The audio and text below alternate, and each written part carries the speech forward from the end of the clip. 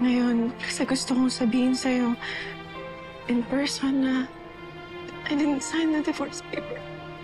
Akala ko final na yung decision mo. You know, that was the plan. But nandito pa rin yung sama na loob ng ginawa mong panloloko sa akin. And alam kong may hirapan ako magtiwala sa'yo ulit. Pero hinahanap-hanap kita, Gerald.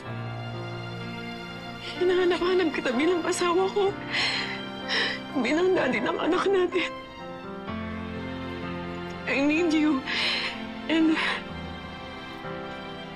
kailangan ka namin ni Mindy sa buhay namin. I realized that I can't let go. And despite of all the pain, I still choose you. And I still love you. Gusto kong bigyan ng pagkakataon ng pagsasama natin.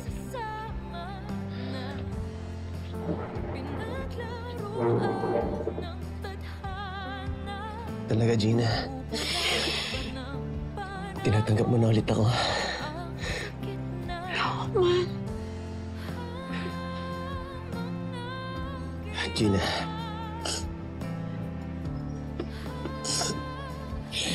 Salamat. Akala ko hindi ko na ulit maririnig na tawagin mo kung mahal.